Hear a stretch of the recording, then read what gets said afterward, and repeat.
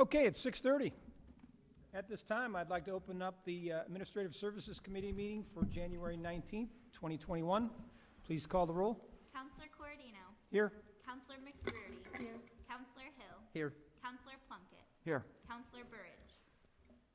He's excused. At this time, I'd like a motion to approve the minutes of the committee meeting held January 4th, 2021. Counselor Plunkett, Counselor Hill. Counselor Corradino. Yes. Counselor McBrearty. Yes. Counselor Hill. Yes. Counselor Plunkett. Yes. Is there any old business? Seeing none.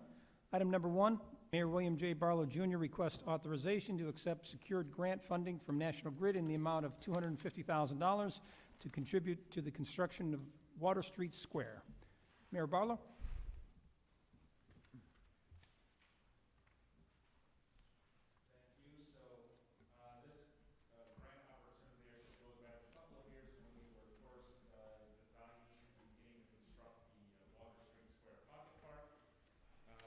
That project really is a two-phase project. First was the construction of the park and the redesign of Water Street. The second phase will be burying the power lines, which is part of the project that we couldn't fit into the first budget from the DRI. So it was a conversation that came out of the design of the pocket park, and we started working on National Grid on having those discussions on what it would take to bury the lines, and what that design would look like and how we would still serve neighboring buildings. And of course, with the Riverwalk development, that was part of the discussion because the occupants in that building have views of the river, but right now those views are interrupted by power lines. There's certainly some positive potential for the Ferris wheel building and Old City Hall should their owners ever decide to engage the city or take it upon themselves to begin fixing the building. So there's a lot of potential in that area, and we believe burying those power lines is a big part. So again, the conversation started, and that's when Grid was tasked to go actually design the burying of the lines and come up with a scope of work and kind of develop a path forward. That's when they came forward and said they would like to support the project, either the Water Street Square project or the burying of the power lines project. So because we were in the middle of construction of the pocket park, the language of the grant was to support the construction of the pocket park, but it was a conversation that was directed towards the burying of power lines. We took the money with the language so we could get the money because we were actively constructing the pocket park then, but really it was National Grid's attempt to throw some support behind this power line project. So the power line project, it's still in the design phase. Grid actually showed us a preliminary design last week. We countered with some edits and adjustments to that design, so they'll go back and try to incorporate those edits. Then they'll present a budget, and then depending on how that looks, we may be back here to get some funding to be able to accomplish the project. So that's kind of the context. I appreciate National Grid's grant, $250,000 to be put towards the improvements on Water Street and to be part of our downtown. It's definitely been helpful, and of course the relationship that we've had with Grid has been bumpy from time to time, but despite that, they've stepped up to support our downtown efforts, and I appreciate their partnership. All right, thank you, Mayor. Any questions from the council on this particular item? From public, maybe? Seeing none, can I have a motion, please? Counselor Hill, Counselor McBrearty. Counselor Corradino. Yes. Counselor McBrearty. Yes. Counselor Hill. Yes. Counselor Plunkett. Yes. Item number 2, Mayor William J. Barlow Jr. requests discussion regarding the Amazon account limit. Mayor? The Economic Development Office will do the reso for that last agenda item. The Amazon credit card limit is a result of the technology department and Chris Baker buying a lot of computer stuff and cameras, which is taking up, right now the limit's at 20,000 citywide for Amazon. Of course, when it's doesn't take long to put $20,000 on an Amazon card if you look at the different city departments citywide. So between a lot of the tech upgrades he's doing and the basic purchases other departments make, that 20 grand is getting eaten up instantly. So we're just looking to actually double that threshold from 20 to 40 so that departments can continue making transactions using that card without long delays or interruption. All right. Any questions from the council on this one from the public? I just have one quick question. I don't know if you can answer it, or maybe Deb Code, our city chamberlain. We have just one Amazon card, and I imagine different departments like fire, police, DPW, and the computer department uses that one card. Have we ever thought about having cards for each department? And if so, is there a reason why we're not doing it? I'll defer to Deb on that. They have their own account online, but it funnels to one card. Okay. Thanks for clearing that up. I don't have an Amazon account. I didn't know that. Anybody else? Yes, Is Councilor. it a Prime account? Okay. All right, that's a good thing, right? Okay. Anybody else? Seeing none, can I have a motion, please? Councilor Plunkett, Councilor Hill. Counselor Corodino. Yes. Counselor McBrearty. Yes. Counselor Hill. Yes. Counselor Plunkett. Yes.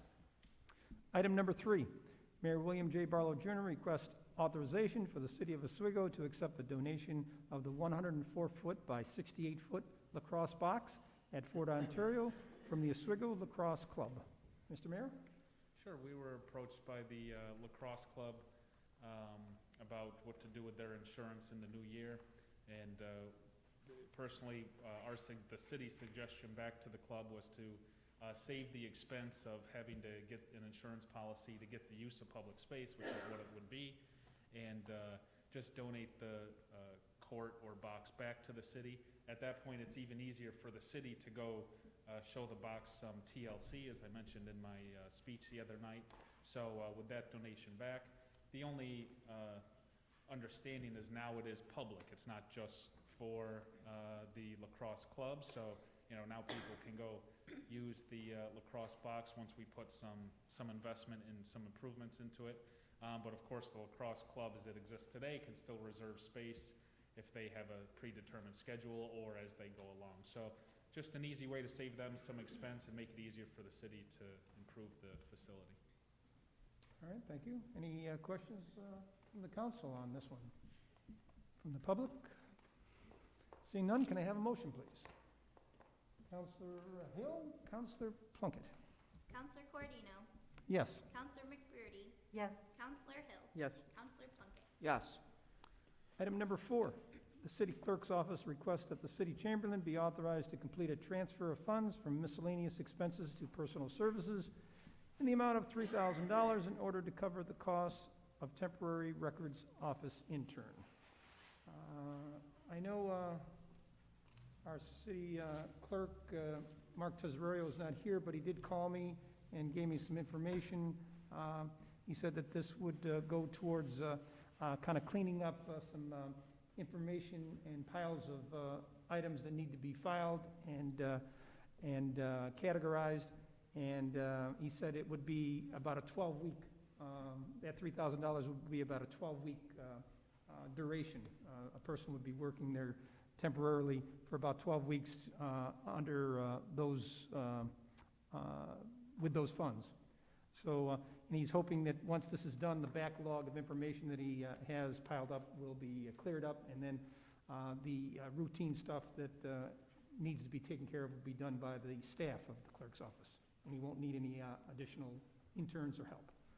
Are there any questions from the council on this one? Seeing none, can I have a motion, please? Councilor McBrearty, Councilor Plunkett. Counselor Corodino.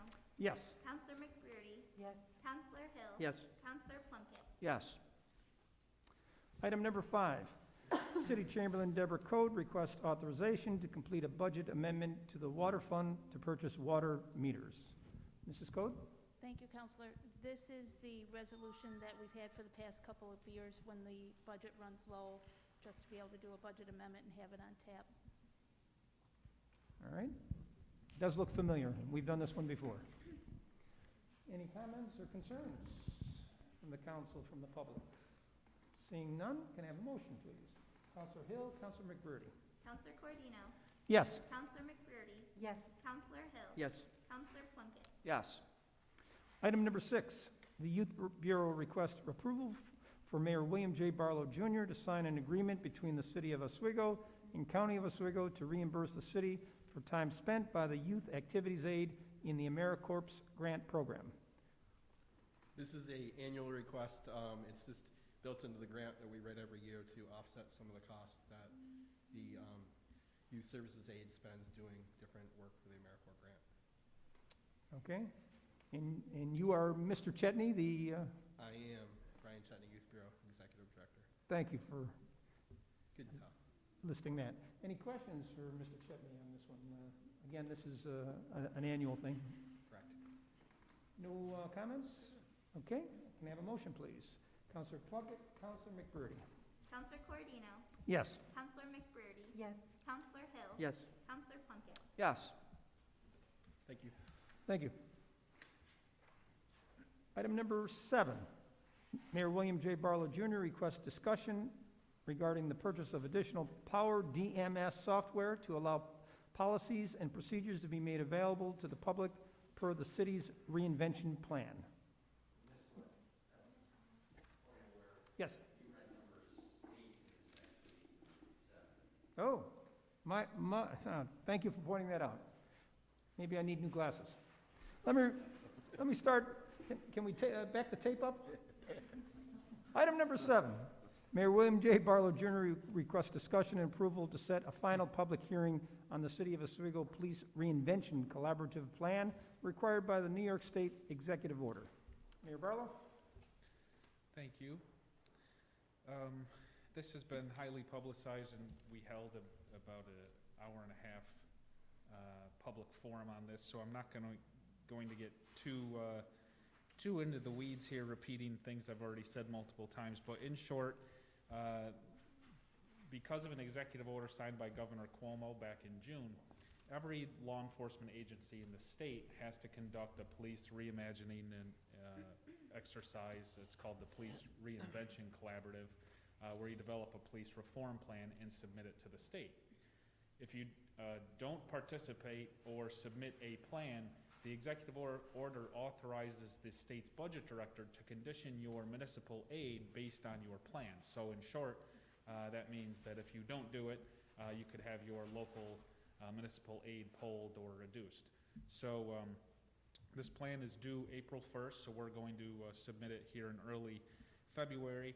Back in November, I appointed a police review committee with several members, a diverse selection from the community, and then tasked them with reviewing the plan that OPD, for the most part, put together.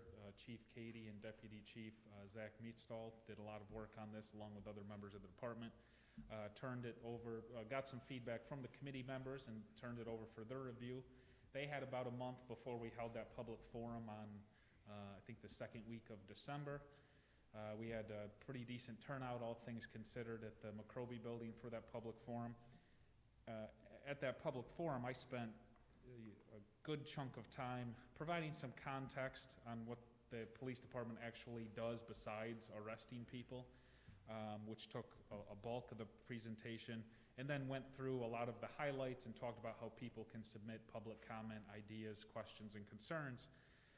So then following that public forum, we left it open using email that people could submit their questions to. Of course, they could contact counselors, my office, police department directly, or through this email box that we put up. It was publiccomment@oswegony.org. We received some comments from there, and basically gave the public and the police review committee all of this time to make any adjustments, changes, edits, or bring up any concerns that they had, and before we submitted the plan on this agenda tonight for consideration. In addition to the public forum, I want to take the entire plan through the normal committee, council, process, which isn't necessarily required, but I think it's important, and have a second public hearing. So we had a public forum. We really didn't have to do that. All the executive order states is you should include the public, but doesn't really specifically detail what that means. So in addition to the public forum, what I'm asking the council tonight, in addition to the committee approving this draft plan, is to establish that second public hearing, which we would do a week from last night at council, and then have the public hearing 2 weeks from that council meeting, just like we normally do, and then the council will ultimately take that final vote on whether to approve this plan and submit it to New York State, or bring back any changes the council may vote to see by amendment, or incorporate any public comment. Public comment to date has been relatively low following that public forum. Chief Cady can maybe talk about some comments he's received, but nothing we didn't expect. And overall, I think that means, if you look at the attendance at the public forum and the public interaction we've had with this plan, is that the overwhelming majority of Oswego residents support law enforcement and support the Oswego Police Department.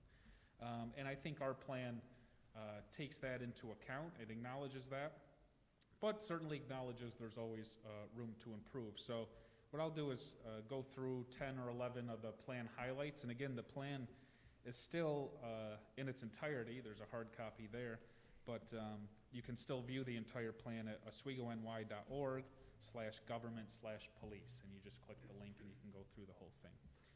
So the plan, the foundation of the plan, is really an effort to bring law enforcement closer to the community here in Oswego. And I think that helps with, while there's a lot of dialogue that suggests it's police versus us, I don't think that's really relevant or in touch with the real world here in Oswego. So our plan will work to bring law enforcement, build communication, improve relationships, and I think that'll better serve the Oswego residents. Some highlights from the plan: incorporate mental health counselors to co-respond to mental health and crisis intervention calls. That's been one of the main points that has received some support, where some folks think that that's appropriate on the appropriate calls, not every call. And police will show up on scene first and determine how safe and secure the scene is before having a health counselor walk into a room or a building that may be dangerous. Make annual anti-bias, de-escalation, and minimization of force training mandatory. They're in our annual training now, but it's not necessarily mandatory, so that'll be a mandatory part of our training moving forward. Mandate minimum number of hours for department foot and bike patrols. This is something that's gone through the council a couple of times now in various forms, whether it's establishing quality of life patrols, funding quality of life patrols like we did to the tune of $90 grand in 2019, in 2020, or the bike school that our department went through. We think that when it comes to improving communication and forming relationships, getting police officers out of the vehicles and actually walking the beat through parks, through neighborhoods, is beneficial to all involved. So we want to mandate a minimum number of hours in the summer months when we think those patrols will be, number one, productive, but two, the weather's nice and conducive to foot and bike patrols. Launched the HOPE initiative to combat homelessness and poverty. That's an initiative through other community partners that can help with the issue of homelessness, which is certainly rising in Oswego and has been for some time. Participate in service-aid families, which is a mechanism to follow up on police interaction and service, where we can actually try to reduce recidivism and follow up basically customer service on how somebody who maybe called in an incident or placed the call for help themselves or witnessed it or interacted with police, how they perceive that interaction and the level of service. Partner with County District Attorney Greg Oakes on the Handle with Care program for child care support.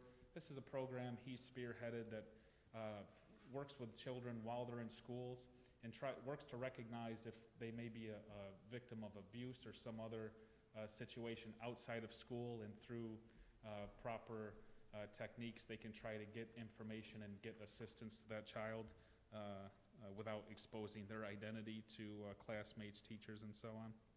Permanently assign an officer to the community policing unit to coordinate with service provider groups. Another bullet point that receives some support where we'll actually dedicate a police officer on our community unit to form more relationships and improve relationships with service provider groups, so that when we interact or encounter somebody who needs and wants help, we know the key contacts in these different community organizations and can make that bridge for them. Increase education and situational awareness training, implementing smart technology training. This is really an investment in training for the police department and our officers. To be specific, it's a different kind of training, a more modern approach where you actually place officers in like real world, I'll call it a video game, and test how they react and try to improve how they react to any situation. Implement regular quality assurance surveys randomly through the department and for individual officers.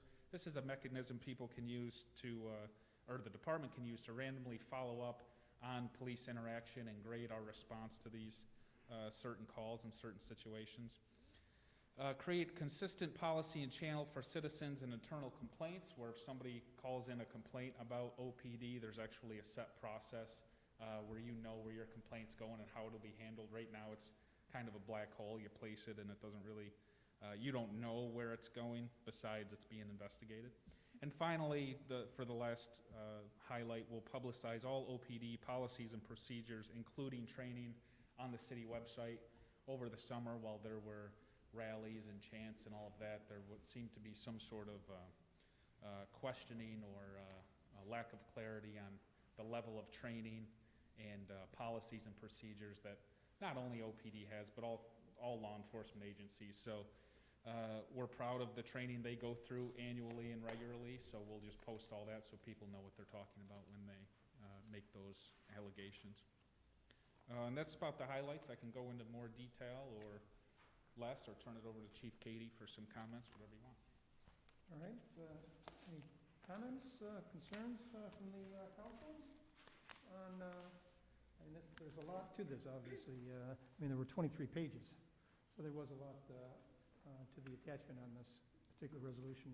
Chief Katie, did you want to contribute it? No, I think the mayor hit all the highlights and major points. It's mainly looking to work with all our community partners and stakeholders to make sure that we're integrated with their services and they're integrated with our services.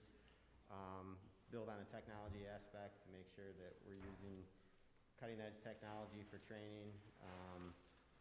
We have an officer that's actually attending the de-escalation training to be a train-the-trainer, so she'll be able to come back and help our program and build our program from what it currently is. So I know that Deputy Chief Michel worked pretty hard on this. It was a team effort, the whole department.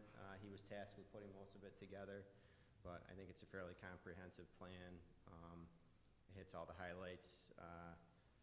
The governor's executive order was kind of innocuous. There wasn't really a lot of direction in it, so we're kind of flying blind, for lack of a better term, but I think we've come out with a good product. Well, let me build upon that particular statement you just said. Now, there was not a lot of guidance given, so when you submit this plan, I mean, is there any, how are they going to judge this? I mean, is there a chance they might say, well, you need to do this, this, and this, or you shouldn't do this, this, and this? Is there any kind of feedback, or they just take your plan and go with it? There was nothing in the plan or the direction that said who's going to review it and when it's going to be reviewed, if they feel changes need to be made. I know that I get daily emails, and I know Zach does also, from state chiefs of police. There are departments all across the state that are asking to look at other departments' plans. So I think there's a lot of agencies that are far behind us. So I'll be interested to see what the process is. All right, well, to be determined later on, I guess. Yes. Okay, got it. Anybody have any concerns? Yes, Councilor McBurdy. Chief Katie, I did notice that you had decided to make can you hear me okay? Yep. That you had decided to make the de-escalation and anti-bias training part of the regular annual training regimen, which I think is a great idea. I noticed that you talk in the plan about integrating mental health into community services or patrolling when complaints or calls are made requiring such, but I don't see any inclusion of additional training for the force on how to interact with, how are we gonna train? That'll be part of our de-escalation training. Our yearly training, we have training modules that we go through. This year we have an instructor coming from an outside department that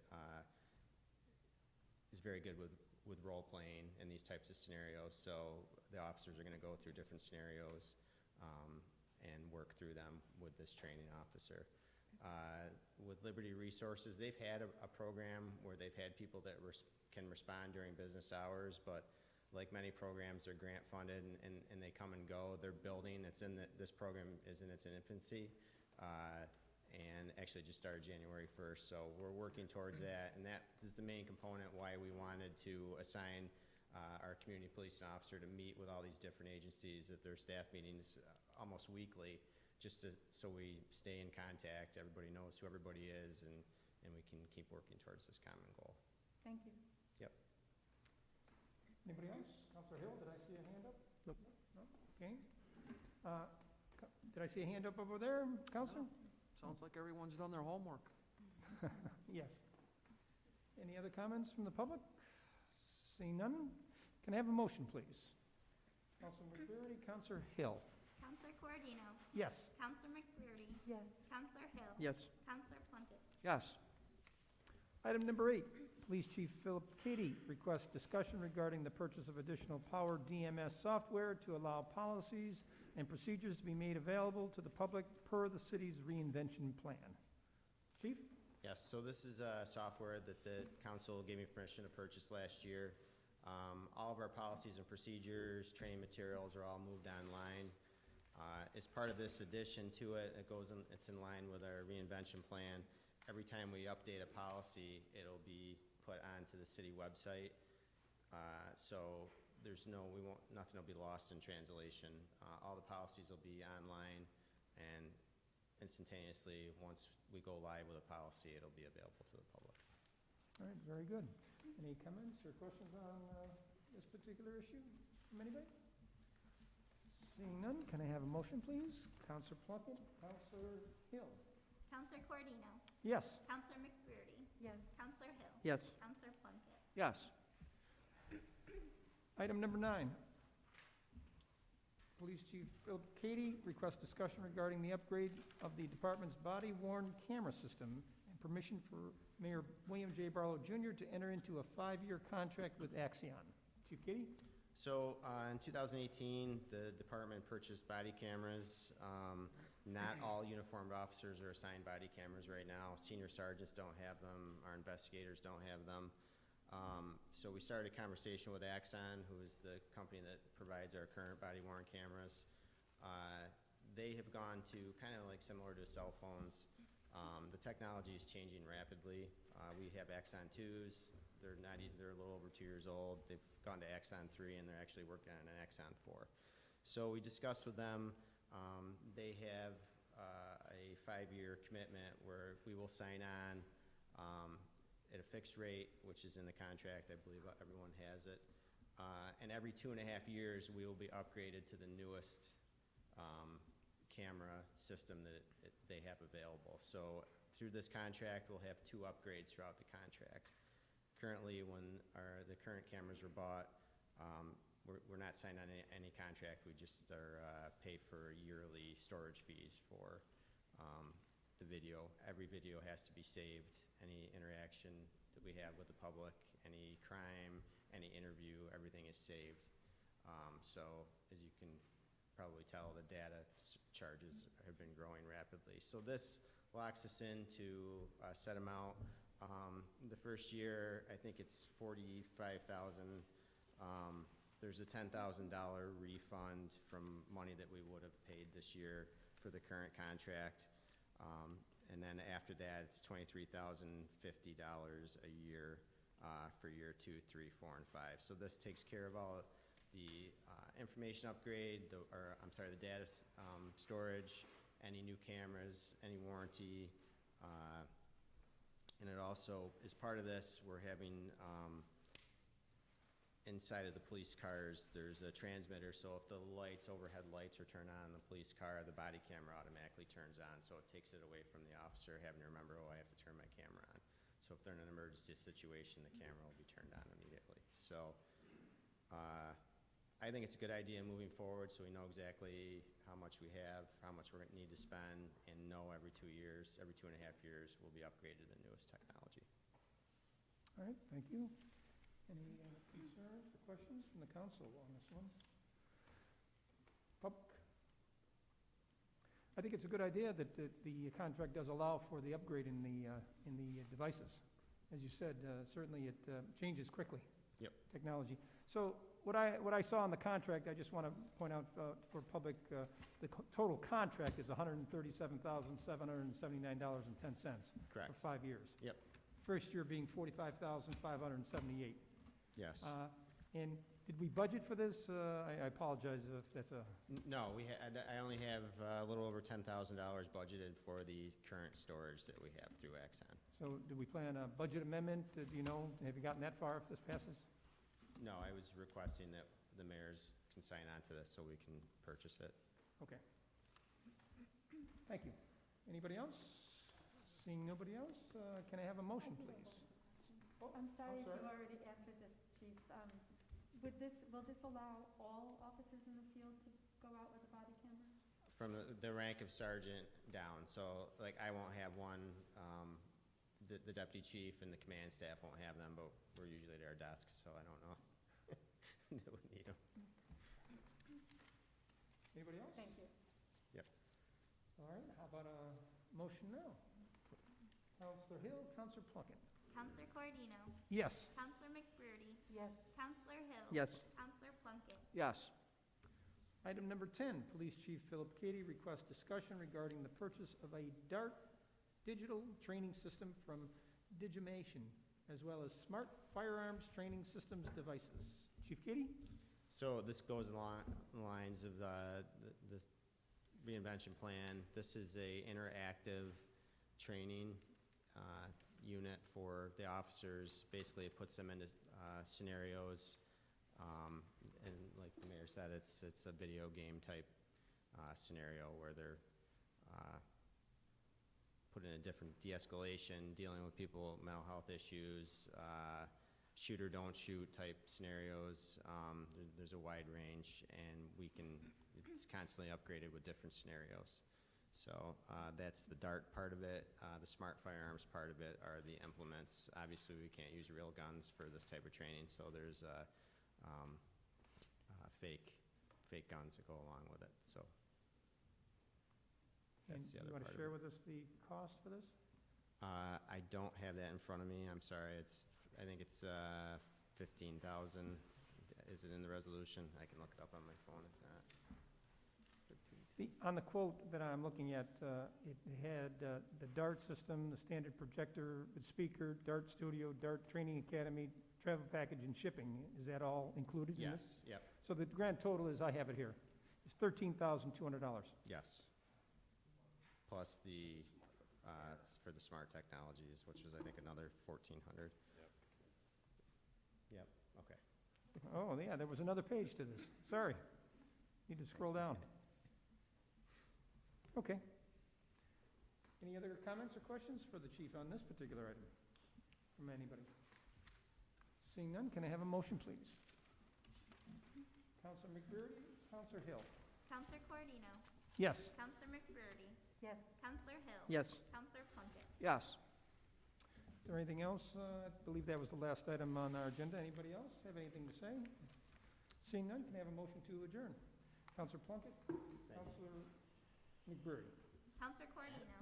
Yes. Counselor McBurdy. Yes. Counselor Hill. Yes. Counselor Plunkett. Yes. Counselor Bird. Oh, sorry. At this time, I'd like to call the Physical Services Committee meeting for January 19th, 2021 to order. Please call the roll. Counselor Hill. Here. Counselor Walker. Here. Counselor Gozick. Here. Could I have a motion to approve the minutes of our January 4th, 2021 committee meeting? Counselor Walker, Counselor Gozick.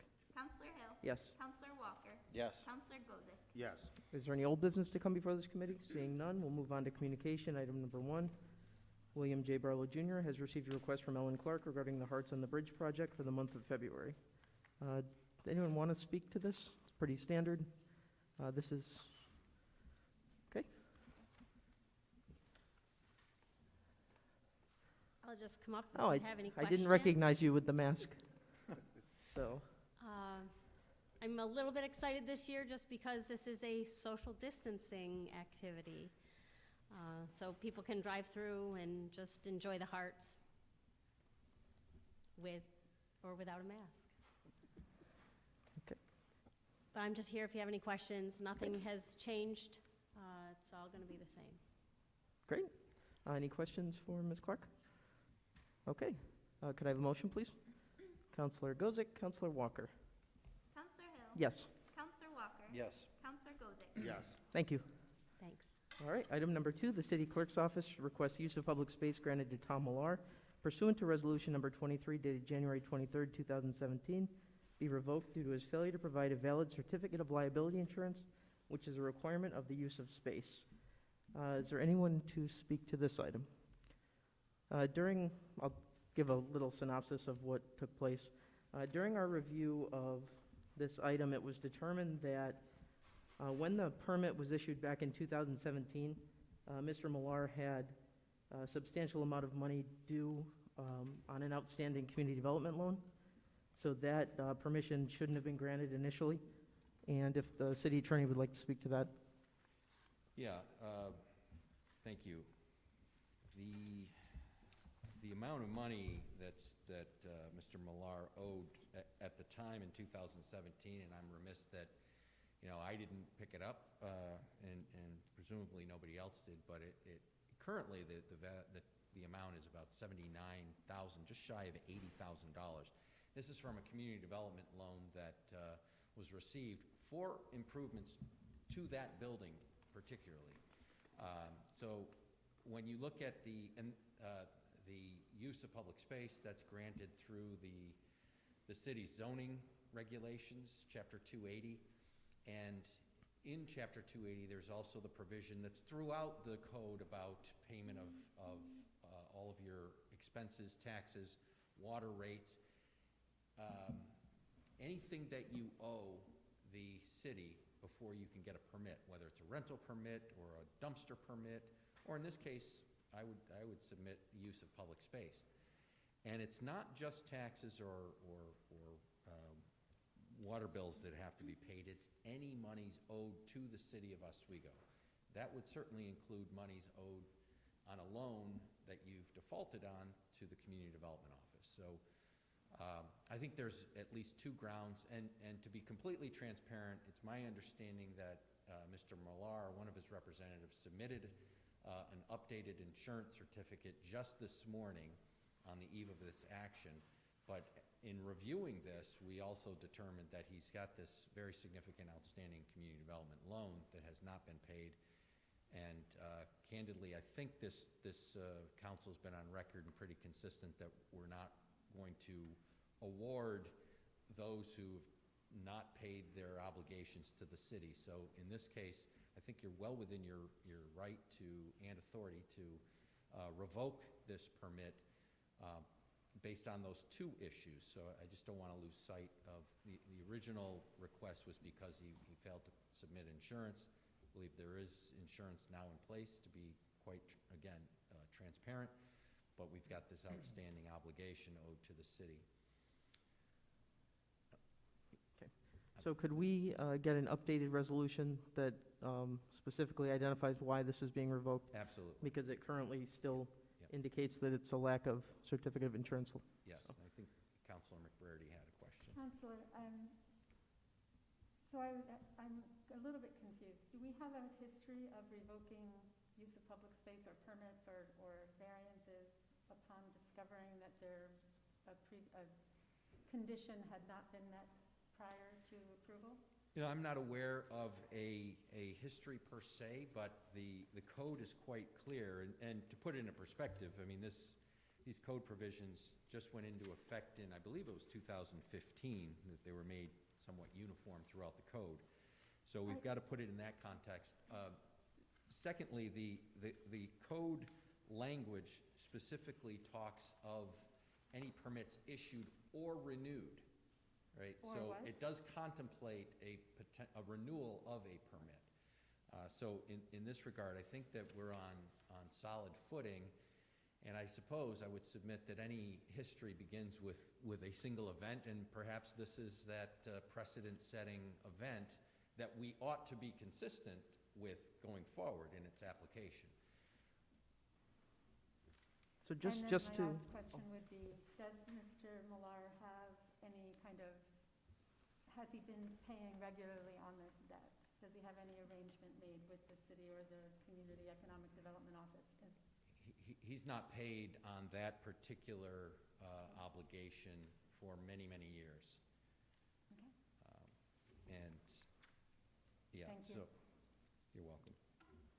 okay, so just to be clear on what the code specifically says, no permit issued pursuant to this chapter shall be granted to or renewed for an applicant who is in violation of any City of Oswego code, ordinance, or local law, hereinafter violations, or who owes property taxes, water or sewer fees, special assessments, fines for violations of city ordinances, or any other fees or past due monies of any name or nature owed to the City of Oswego, hereinafter unpaid monies. So I think it's our obligation to ensure that the code is being carried out appropriately, and the fact that we've, identified this as an issue, I think it's our obligation to ensure that it's implemented the right way. Whether it's, it was overlooked back in 2017 is irrelevant to today. So that's my position on this. And it should also be noted that we currently do revoke other permits for failure to pay monies. We do deny permits based on outstanding debts, so these checks are being done in other areas, so this is not inconsistent with what we're already doing. I just make just at least one more point, and that is, the grand scheme of things, we did a little bit more with the COVID relief loans to the through the Community Development Office, but in the grand scheme of things, when you look at the number of outstanding loans right now, I'm guessing, but there's probably 10 to 12 or thereabouts. So there's not a big stock, but to your point, Councilor Hill, we need to get in the habit of checking those regularly as a permit or a renewal might come up, right? So certainly committed to doing that or making sure that it's done. Okay. Any other questions or comments? Counselor? Yeah, I was just wondering, looking at it, again, this issue goes back to when Councilor Cordino and I came out of the council. This is an ongoing issue, the being delinquent on the loan. But I was just wondering, there was no deadline. I was looking at the letter and the notices. I know there were 2 notices, but was Mr. Millar made aware of the, since they brought, I didn't see a deadline in here, so I just didn't know if that was an issue with the city having, grounds for any sort of legal action on his part if he wasn't made aware of it. I just didn't know. I mean, obviously, he knew he had an outstanding debt, and he hasn't paid it in years. And that's a lot of money. $80,000 is a lot of money, which could have been obviously put back into the community through other people taking out community development, loans. But I was just wondering if that was an issue. I didn't know if there was is it the confirmation, or you had the cancellation? I just didn't know if there was a process where he had to be informed and given a chance, or it's already done. Yeah, so the way that it's set up, the clerk's office actually sends out, if the permit holder, in this case, doesn't renew, the clerk's office always sends out a notice saying, hey, friendly reminder, your permit's expired. In this case, we received a cancellation from the insurance company. Right, Because part that's of in the here. use of public space is we got to have a certificate of insurance that names the city as a certificate holder. That way we know if the insurance lapses, we get a notice of that. That's what happened in this case. If you consider the fact that this was done in 2017, the use of public space, and it was renewed annually, he had no issues with respect to the insurance. So It's not a permit that needs to be renewed annually because it's been granted, but the insurance requirements, he had insurance maintained year after year. Just happened to be that this past year, it lapsed, and we received notice of it.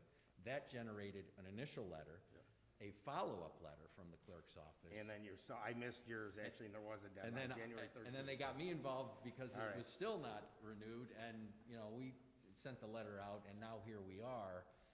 This has been several months in the making, unfortunately, and curiously enough, just say it, just today, on the eve of this action being taken, we get a phone call from Mr. Millar saying, oh, I've got the insurance, I'm sending it over, and in fairness, we do have it now. The clerk's office has a copy of his renewed insurance. But aside from the insurance issue, we've got the unpaid loan that's outstanding with the city of Oswego. And I overlooked that there was a deadline given to reapply, it was the 13th of January, so. Right. And then, I just wanted to make sure. I'll put one final point on this, and it's from a practical perspective. After all of this is said and done, and I've gone by it, Councilor McBrady, you live down there, Councilor Hill, I go by that building, multiple times a week. I don't think the sign's up. So I don't believe, practically speaking, the sign has never been up. It's never, that use of public space is available to him, but it's never been exercised. So it's not like we're taking down a sign or anything like that. We're just revoking his permit unless or until such time as he's cleared all of his obstacles, and he can reapply. This is done without prejudice, as we say in the legal community. You can make an application in the future. It's just at this point in time, as we stand here, he's got obligations owed to the city, and he ought not be rewarded with the use of public space. And it should be noted that the zoning office does routinely puts deadlines on projects now to prevent, requests for use of space to go out and then just sit out there without the actual use being effective. Right. So without this project even being completed, it's not like we're disadvantaging him by taking away a use of public space on something that already exists. So I think that's important to note. Any other questions or comments? Counselor? Thank you. I'd have to say I agree with Councilor Hill that there's an obligation, a contract was made, and this is our only leverage or a way to try to get our money, and I think we're well within our right to ask for and expect our $80,000 back.